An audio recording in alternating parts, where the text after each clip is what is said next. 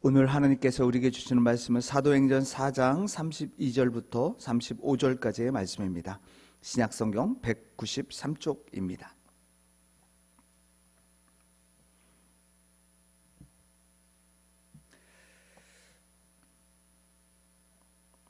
사도행전 4장 32절부터 35절까지의 말씀, 제가 하나님의 말씀을 봉독합니다. 믿는 무리가 한 마음과 한 뜻이 되어 모든 물건을 서로 통용하고 자기 재물을 조금이라도 자기 것이라 하는 이가 하나도 없더라. 사도들이 큰 권능으로 주 예수의 부활을 증언하니 무리가 큰 은혜를 받아 그 중에 가난한 사람이 없으니 이는 밭과 집 있는 자는 팔아 그 판 것의 값을 가져다가 사도들의 발 앞에 두매 그들이 각 사람의 필요에 따라 나누어 줌이라. 아멘. 이 말씀을 통해서 하나님께서 우리에게 은혜 주시길 원합니다. 건장한 대한민국 남자라면요, 다 군대를 갑니다. 저도 건장한 청년이었기에 군대 생활을 했습니다. 지금은 군 생활이 18개월이었지만 제가 군대 생활을 했을 때는 30개월로 저는 만기 제대를 했습니다. 당시 군대 생활을 회고해 보면요, 힘들고 고달픈 일들이 참 많았습니다. 그래서 언제 제대를 하나 그것만 세면서 속으로 보냈던 모습들이 떠올립니다.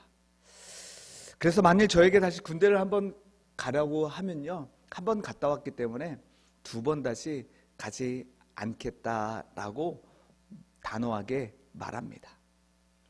대부분 군대에 입대한 청년은 거기서 영원히 있을 것처럼 살지 않습니다. 아무리 좋은 물품과 환경과 대우를 받으며 생활해도 이것 때문에 군대에 머무르지 않습니다.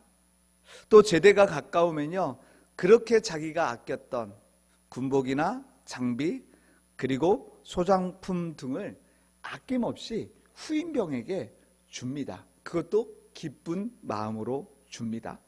후임병은 선임병에게 받은 그것들이 너무나도 군생활하는 데 필요하고 소중합니다. 하지만 제대한 병사에게는요, 더 이상 중요하지 않습니다. 더 이상 그것에 가치를 두지 않습니다. 사회에 나가면 더 가치 있는 것들이 많이 있기 때문입니다. 이처럼 세상에 좋았던 모든 것은요, 시간이 흐르면요, 바뀌게 되고 지나가고 그 가치가 사라집니다. 하지만 우리는 하늘에 속한 하나님의 백성입니다. 하늘에 있는 것이 최고의 가치요, 영원한 것임을 알고 있습니다. 이 세상을 제대하고 주님이 예비하신 천국에 간다는 소망으로 사는 성도는요, 이 땅의 것에 미련을 두지 않습니다.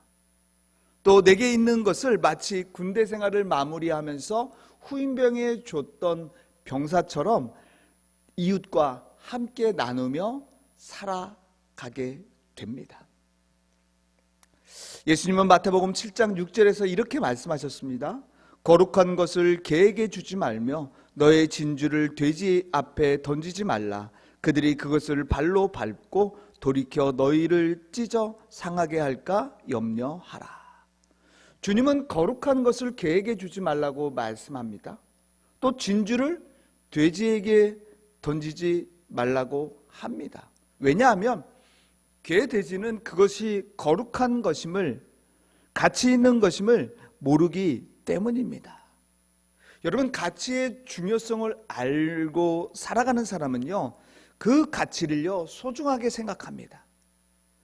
가치를 얻기 위해서 또 그에 대한 정당한 대가를 지불합니다. 물론 먹고 살기 힘든 세상에 가치를 추구하며 살아간다는 것 쉽지 않습니다. 힘듭니다. 어렵습니다. 하지만 가치의 중요성을 안 성도는요, 예수님이 나의 진정한 삶의 가치됨을 확신하며 예수님을 위해 살아갑니다. 오늘 본문 사도행전 2장에서 이미 소개되었던 초대교회 공동체가 더욱 성숙되고 아름다운 모습으로 서가는 것을 기록하고 있습니다. 사도들과 믿는 성도들은 성령 안에서 하나가 되었습니다. 어려움이 있을 때도 서로 교제하고 담대히 복음을 전했습니다. 특히 어려움과 고난이 있을 때마다 함께 기도합니다. 그러더니 성령의 역사를 더 깊이 경험하고 있습니다. 그 결과 교회는요, 역동적이면서 잔치 분위기처럼 기쁜 모습이 가득한 교회가 되어갑니다. 이런 초대교회의 생동력에 대해서 오늘 본문 4장 32절은 이렇게 말씀하고 있는데, 우리 이 말씀 함께 보면 좋겠습니다. 4장 32절 말씀 다 같이 함께 읽겠습니다. 믿는 우리가 한 마음과 한 뜻이 되어 모든 물건을 서로 통용하고 자기 재물을 조금이라도 자기 것이라 하는 이가 하나도 없더라. 성도들이 한 마음과 한 뜻이 되었다라고 말씀합니다. 이렇게 한 마음 한 뜻이 되었다는 것은요, 초대교회를 하나로 묶는 그런 구심점이 있었다는 말씀입니다. 이런 의미에서 한 마음은요, 두말할 것도 없이 예수 그리스도를 믿는 믿음 안에서 하나가 되었다는 말씀입니다. 하나님께서 예수님을 살리셨다.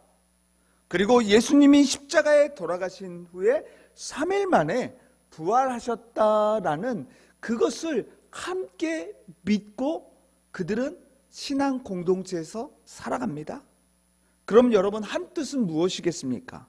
부활하신 예수님의 지상 명령대로 복음을 전하는 일에 한 뜻이 되었다는 말씀입니다. 예수의 능력이 치유와 회복을 주고 영원한 생명과 구원을 준다는 그것에 하나가 되어서요, 그들은 하나님의 말씀을 전했다는 말씀입니다. 여러분, 이렇게 성도들이 한 마음과 한 뜻이 되어 행동하니 누가 역사합니까? 바로 성령님께서 그 안에 역사하시고 초대교회 공동체를 이끌어 가십니다. 그래서 성령님이 역사하니 베드로가 설교를 하니 하루에 3,000명, 5,000명이 회개하고 하나님께로 돌아오는 역사가 일어납니다. 또 변화된 사람들이 함께 복음을 전하니 믿는 성도들이 초대교회에 가득하게 되는 것은 어쩌면 당연한 일일 것입니다. 예수님께서도 공생애 중에 한 영혼을 천하보다 귀하게 여기셨습니다. 그리고 그렇게 말씀하시면서 한 영혼을 찾았을 때 그 영혼을 위해서 기쁘게 잔치를 베풀며 함께 감사하며 기뻐하라고 말씀합니다. 그러면서 하셨던 말씀이 한 생명을 위해 목숨을 버리는 것이 진정한 성도의 삶이다라는 말씀까지 하셨습니다. 그 결과 많은 성도가 예수를 믿게 됩니다. 교회는 계속 부흥합니다. 초대교회 성도들의 마음에는 기쁨과 감사가 넘쳐날 수밖에 없었지요. 여러분, 성도가요, 기쁨과 감사가 넘치게 되면요, 어떤 마음의 상태가 되는 줄 아십니까? 사랑이 풍성해져서 욕심을 부리지 않고 넉넉해집니다. 여러분, 세상에서 결혼하면 어떻습니까? 잔치를 베풉니다. 또 자녀를 낳게 되면 그 자녀의 낳음의 기쁨을 나누기 위해서 떡을 나누고요. 또 어떤 대회나 경기에 나가 좋은 성적을 거두면 한턱을 냅니다. 왜요? 너무 기쁘기 때문입니다. 또 자신의 기쁨을 함께 나누려는 마음이 있기 때문에 사람들은 그렇게 합니다. 이렇게 세상에서 내가 땀 흘려 노력해서 얻은 결과로도 한턱을 내는데 지금 성령에 감동되어 복음을 전합니다. 구원받는 성도들이 날마다 늘어나고 있습니다. 초대교회 성도들의 마음이 얼마나 기쁘고 감사했겠습니까? 그래서 그 기쁨에 가득 찬 그 모습으로 초대교회 성도들이 했던 것이 바로 자기가 가지고 있는 물건을 서로 통용한 것입니다. 자기 물건을 조금이라도 자기 것으로 여기는 이가 없고요, 나누어 주기를 좋아합니다. 여러분, 물건뿐만이 아닙니다. 재물도 함께 나눕니다. 가진 자 없는 자 구분하지 않습니다. 신분의 높낮이도 없습니다. 참 기쁨을 소유한 공동체는 나누고 베풀기에 부족함이 없는 아름다운 공동체로 초대교회가 서가고 있었던 것입니다. 특히 사도행전 4장 36절을 보면 구브로 섬에서 태어난 바나바라는 사람을 소개합니다. 그는 자기 밭을 팔아서 그 값을 사도들 앞에 두었다고 말씀합니다. 그러면 사도들은 그 받은 값을 가지고 힘들고 어렵고 아픈 자들을 돌아보며 그것을 사용했다라고 성경은 말씀합니다. 여러분, 그런데요, 어떤 공동체든 한 마음 한 뜻이 되는 것이 쉽습니까? 여러분들이 삶에서 살면서 많이 경험했을 겁니다. 정말 어렵고 안 된다는 것을. 사실 부부가, 가족이 한 마음 한 뜻으로 계속해서 살아갑니까? 힘듭니다. 어렵습니다. 아니, 솔직히 말하면요, 잘 안 됩니다. 한 마음 한 뜻 된다는 것 불가능합니다. 특별히 자신이 피땀 흘려 모아 산 밭과 집을 팔아서 어려운 사람들에게 나누어 준다는 것은요, 더더욱 힘든 일입니다. 우리가 생각할 때는 가진 사람이 더 많이 내놓을 것 같아도요, 여러분, 그렇지 않습니다. 돈이 있다고 다 베풀지 않습니다. 하지만 초대교회 공동체 가운데 이런 놀라운 일들이 일어납니다. 사도들이 강요하지 않았습니다. 그들은 스스로가 나누어주고 스스로가 자발적으로 행동합니다.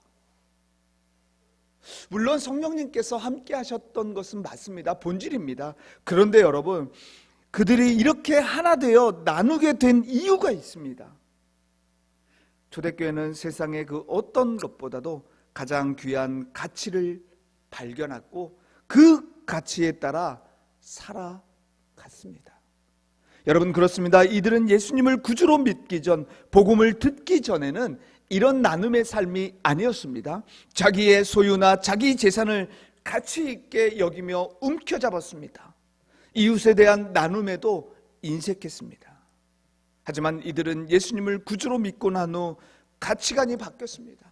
땅에 있는 것이 아니라 하늘의 가치를 두며 살아가게 됩니다. 여러분, 하늘의 가치를 두며 살아가게 되면요, 땅의 것에 매이지 않습니다. 땅의 것은 언젠가 우리가 다 두고 가야 한다는 것을 초대교회 성도들은 알게 된 것입니다. 이 땅에 사는 것은 단지 하늘의 삶을 위해 준비하여 사용해야 한다는 것을 깨달았던 것입니다. 여러분, 일찍이 예수님을 찾아온 사람 중 하늘의 가치를 모르고 살았던 한 사람이 있습니다. 공관복음에, 마태마가, 누가복음에 다 나오는 이야기입니다. 바로 부자 청년입니다. 그는 나름대로 율법을 지켰습니다. 그리고 영생에 대한 사모함도 있었습니다. 한마디로 믿음의 청년이었고요, 믿음 생활을 잘 하고 있었습니다. 그래도 마음 한쪽에 허전함이 있는 것입니다. 그래서 예수님을 찾아온 그를 예수님은 믿음이 있다라고 칭찬했습니다. 예수님께 칭찬을 받았던 청년입니다. 부자 청년은 예수님과 만남을 통해 영생에 대해 알았고요, 그래서 그 영생을 이제 어떻게 내가 받을 수 있는지에 대해서 물었을 때 예수님은 말씀해 주셨습니다. 예수님은 영생의 가치가 재물보다 더 귀한 것임을 가르쳐 주시면서 너의 소유를 가난한 사람들에게 나누어 주고 나를 따르라. 근데 여러분, 부자 청년은요, 예수님 곁을 떠납니다. 자신의 재물보다 하늘의 가치가 더 중요한데 그것을 몰랐던 것입니다. 사실 여러분, 부자 청년은요, 마음만 있을 뿐 어떤 것이 중요한 가치인지 몰랐습니다. 아니, 솔직히 말하면요, 영생의 가치가 재산의 재물의 가치보다 못하다는 것을 그는 알고 행동했던 것입니다. 만일 부자 청년이 재물보다 귀한 영생을 최고의 가치로 생각했다면 재산을 가난한 사람과 나누며 예수님을 따랐을 것입니다. 그렇다면 혹 여러분, 이 시간 우리가 부자 청년의 모습으로 살고 있지는 않으신지요? 하나님은 사람을 흙으로 빚으셨습니다. 흙으로 창조된 저와 여러분은요, 흙으로 다시 돌아갑니다.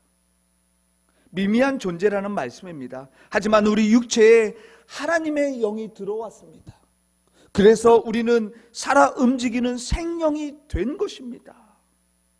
사람은 분명히 육체를 가졌기 때문에 육체를 가지고 살아갑니다만, 여러분, 육체보다 더 가치 있는 것임을 이미 우리를 창조하실 때부터 하나님은 우리에게 그런 마음을 주셨고 또 살아가라고 그렇게 말씀하시기 위함입니다. 사실 우리는 영으로 살아갑니다. 우리가 육체보다 영이 소중한 가치라는 것을 인정하고 살아간다면요, 우리는 땅에 있는 것, 세상 것을요, 다른 태도로 보게 됩니다. 여러분, 그렇습니다. 초대교회는 한마음 한뜻이 되어 하늘의 가치를 두면서 살아갔을 때 그 공동체가 아름답게 되었습니다. 또 날마다 기쁨과 감사와 즐거움이 넘쳐났기에 모든 탐욕을 버리고 하나님 앞에 살아갑니다. 그리고 인간적인 생각으로 나누면 작아지고 모자랄 것 같지만 하나님께서 더 풍성하게 채워주시는 놀라운 하늘의 비밀을 알고 살아갑니다. 특히 예수의 생명을 나눌 때 예수님의 생명은 죽어가는 영혼을 살린다는 것을, 그리고 하늘의 가치를 두고 사는 영의 사람, 하나님의 사람은 작은 것이라도 나누며 살아가게 된다는 것을 솔선수범하며 살아갔습니다. 그런데 여러분, 이렇게 아름답게 서갔던 초대교회가요, 하늘의 가치를 두고 살아가는 초대교회 성도들의 믿음 생활에 정말 불행한 사건이 처음 일어납니다. 그것이 바로 사도행전 5장에 나오는 아나니아와 삽비라 부부 사건입니다. 이들은 자신의 소유를 팔아 사도들에게 가지고 가려 했습니다. 그러나 아나니아가 액수 중 일부만 감추고 전부인 양 속이면서 사도 앞에 바쳤습니다. 사도행전 5장 2절 말씀을 제가 읽어볼게요. 그 값에서 얼마를 감춤해 그 아내도 알더라. 얼마만 가져다가 사도들의 발 앞에 두니. 여기서 감추다의 의미를 원문으로 보면요, 은밀히 빼내어 자신의 용도에 맞게 사용하다라는 뜻입니다. 여러분, 이들이 왜 이렇게 은밀히 빼내어 자신의 용도에 맞게끔 사용하려고 했을까요? 이런 행동을 왜 했을까요? 한마디로 하늘의 가치를 두고 있지 않았기 때문에, 더 나아가서 하나님을 전적으로 신뢰하고 믿지 못했기 때문입니다. 자신의 모든 소유를 다 바쳤을 때 앞으로 살아갈 길이 걱정된 것입니다. 빠져나갈 구멍이 필요했던 것입니다. 어쩌면 아나니아는 이 정도면 어때 하면서 대수롭지 않게 생각했을지도 모릅니다. 하지만 안타깝게도 이 부부는요, 하나님 앞에 거짓을 행함으로 즉사하는 불행을 자초합니다. 여러분, 혹시 이 사건을 보면서 하나님께서 너무하시지 않나? 사랑의 하나님이시고 용서의 하나님 아니신가라는 생각을 갖게 됩니다. 사실 여러분, 이 부부는요, 하나님을 거역하지 않았습니다. 오히려 하나님께 드리기 위한 자신의 소유를 팔아서 절반 이상을 하나님께 드렸습니다. 그런데 하나님은 그 부부를 죽입니다. 여러분, 이해가 됩니까? 우리가 믿는 하나님이 과연 이렇게 할 수 있느냐는 말씀입니다. 하나님께서는요, 이 사건을 통해서 다시 한번 하늘의 가치를 두고 살아가는 사람들이 어떠해야 되는지를 말씀해 주시고 있는 것을 본문을 통해, 본문 뒤에 이어지는 5장을 통해 우리는 알게 될 것입니다. 그들이 재산의 일부만 헌금한 것이 문제가 아닙니다, 여러분. 일부를 전부인 양 속였기 때문입니다. 그래서 베드로는 이들의 행동을 두고 성령을 속였다라고 5장 3절에서, 그리고 하나님께 거짓말을 한 것이다라고 5장 4절에서, 더 나아가서 주의 영을 시험하려 했다라고 5장 9절에서 말씀하며 그들의 행동을 꾸짖었습니다. 그러면서 아나니아와 삽비라의 이런 행동은 그들 마음에 사단이 가득했다라고 결론적으로 5장 3절에서 말씀하는데, 우리 한번 찾아봐서 읽어볼까요? 사도행전 5장 3절 말씀입니다. 우리 다 같이 한 목소리로 한번 읽어보겠습니다. 시작. 베드로가 이르되 아나니아야 어찌하여 사단이 내 마음에 가득하여 내게 성령을 속이고 땅값 얼마를 감추었느냐. 아멘. 여러분, 사실 아나니아와 삽비라 부부는요, 그저 바나바처럼 교인들에게 인정받고 싶었습니다. 또 밭을 팔기 전부터 여기저기 떠다니며 떠버리고 다녔을 뿐입니다. 그러다 정작 바칠 때가 되니까요, 아깝게 생각이 든 겁니다. 그래서 조금을 감추었던 것입니다. 여러분, 인간적으로 충분히 이해되는 부분 아닐까요? 그런데 하나님은 이 일이 사탄이 가득한 자나 할 수 있는 무서운 범죄였다라고 책망하십니다. 즉 단순히 돈을 감춘 게 아닙니다. 사탄의 조종을 받아 하나님을 속이려 한 죄였기 때문입니다. 그렇습니다. 이들의 문제는 헌금 액수를 속인 것뿐만 아니라 하늘의 가치를 두고 복음 전하며 부흥하고 있는 교회에 심각한 내부 사건을 일으킨 동기가 됩니다. 여러분, 사실 교회 밖에서 고난이나 핍박을 받게 되면요, 여러분, 교회는 더욱 견고하게 세워지게 됩니다. 교회를 더욱 순전한 믿음을 갖도록 함께 모여 서로 결속합니다. 하지만 여러분, 교회 안에서 일이 일어나면 어떻게 되는 줄 아십니까? 성도 간의 이기심과 원망과 불평과 다툼이나 교만은요, 교회를 스스로 무너뜨리게 합니다. 이런 큰 심각성 때문에 하나님은요, 이 부부를요, 어쩔 수 없는 큰 징계로 무겁고 클 수밖에 없는 모습으로 행하셨던 것입니다. 교회를 지키기 위해서 말입니다. 이제 하늘의 가치를 두고 살지 않았던 아나니아와 삽비라의 죽음으로 온 교회와 이 사건을 알게 된 사람들이요, 하나님을 두려워하면서 나아갑니다. 이것은 곧 하늘의 가치를 다시 잡고 더 확실하게 나아갔다는 말씀이기도 합니다. 여러분, 초대교회는 분명히 성령의 역사가 일어났던 아름다운 신앙 공동체입니다. 성령이 한 마음과 한 뜻이 되게 한 것을 지켰습니다. 하늘의 가치를 두고 살아간 신앙 공동체입니다. 그런데 여러분, 성령이 역사하는 곳에는요, 반드시 악한 영 사단이 함께 역사한다는 것입니다. 초대교회 공동체 안에 온전히 하나님을 신뢰하며 하늘의 가치를 두고 살아가는 사람이 있는가 하면요, 긴가 민가 하면서 살아가는 사람도 있다라는 것입니다. 여러분, 이것은 초대교회만의 일이 아닙니다.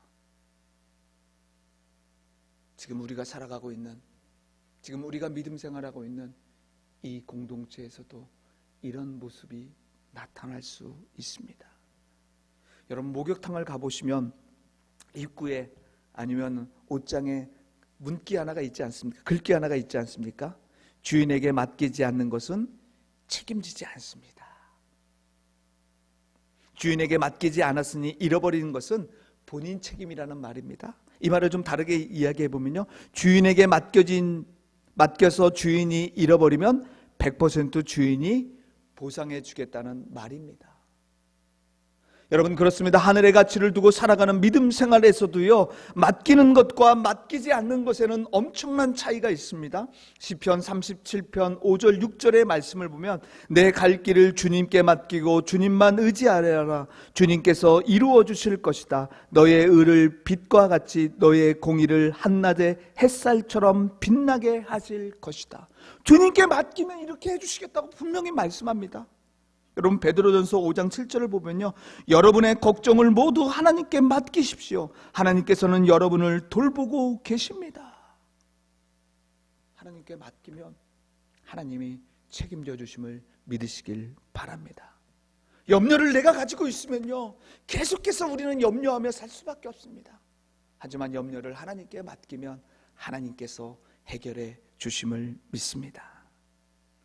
염려를 주님께 맡기면 주님이 돌봐주십니다. 여러분, 그렇습니다. 복음 증거에 대한 열망으로 한 뜻이 되고 바나바처럼 한 사람이 즐거이 헌신했을 때 부흥하고 기쁘며 감사가 넘쳤던 초대교회처럼 우리 강화중앙교회가 이렇게 되기 위해서 오늘 저와 여러분이 수고하고 애쓰며 해야 할 일이 무엇일까요? 하나님 앞에서 항상 깨어있고 성령 충만하여 하늘의 가치를 두고 살아가기 위해서 저와 여러분이 노력해야 될 일은 무엇일까요? 예수님은 마태복음 6장 19절 20절을 통해서 말씀하셨습니다.